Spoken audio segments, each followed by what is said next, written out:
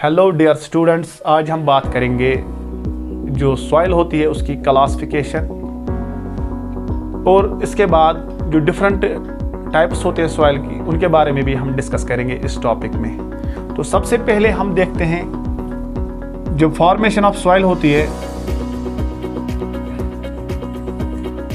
जब ये सॉइल बनती है हम पहले इसको दो हिस्सों में क्लासिफाई करते हैं, जिनमें नंबर 1 ट्रांसपोर्टेड सॉइल, जिनमें नंबर 1 आता है ट्रांसपोर्टेड सॉइल, और नंबर 2 पे आप याद रखोगे रेजिडुअल सॉइल। तो पहले इन दो पॉइंट्स पे हम डिस्कस करेंगे कि ट्रांसपोर्टेड सॉइल और रेजिडुअल सॉइल कौन सी सॉइल होती है। जब सॉइल फॉर्म होती है तो आपको मैंने पहले टॉपिक में पढ़ाया था किस तरह से सॉइल फॉर्म होती है, किस तरह से रॉक्स की वेदरिंग होती है। इसके अलावा जब वेदरिंग होती है और किस तरह से सॉइल लेयर्स बनती है और सॉइल फॉर्म हो जाती है। लेकिन जब सॉइल फॉर्म होती है तो हम इसको on the base of formation जब हम इसको करते हैं तो हम दो ग्रुप्स में इसको क्लासिफाई करते हैं। उसमें सबसे पहला आता है ट्रांसपोर्टेड सॉइल। सपोज यहाँ पे एक बेड रॉक है जिसमें वेदरिंग हुई, जो टूट गई एजेंट्स ऑफ डिनोडेशन से, टेम्परेचर से या किसी भी चेंज से, केमिकल चेंज या फिजिकल चेंज से वो टूट गई।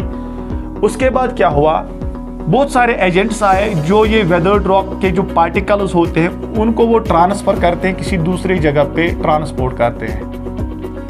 बहुत सारे एजेंट्स हो सकते हैं, जैसे कि एक एग्जांपल हम यहाँ पे वाटर की देंगे या विंड की भी दे सकते हैं।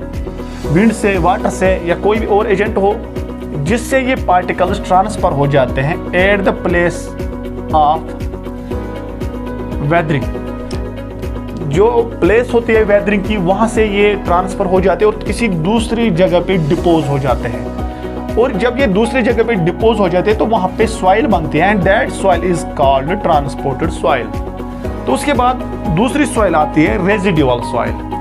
रेजिडुअल सॉइल वो सॉइल होती है जो अपनी ही प्लेस पे डेवलप हो, यानी कि at the place of weathering, जहां पे वेदरिंग हुई है रॉक्स की उसी पे जो सॉइल डेवलप होती है उसको हम रेजिडुअल सॉइल कहते हैं। सपोज यहाँ पे एक बेड रॉक है, उसमें वेदरिंग हुई, वेदरिंग के बाद देखा गया कि उस पे पेरेंट रॉक यानी कि वेदर्ड पार्टिकल सारे जमा हुए, इसके अलावा ह्यूमस, ऑर्गेनिक मैटर इसमें मिला और अदर मिनरल्स, और एक सॉइल डेवलप होती है वहीं पे ही। जो सॉइल बेड रॉक पे पेरेंट रॉक और वहीं पे डेवलप होती है, अपने ही प्लेस पे ही जो डेवलप होती है at the place of weathering, वहीं पे जो डेवलप होती है उसको हम कहते हैं रेजिडुअल सॉइल।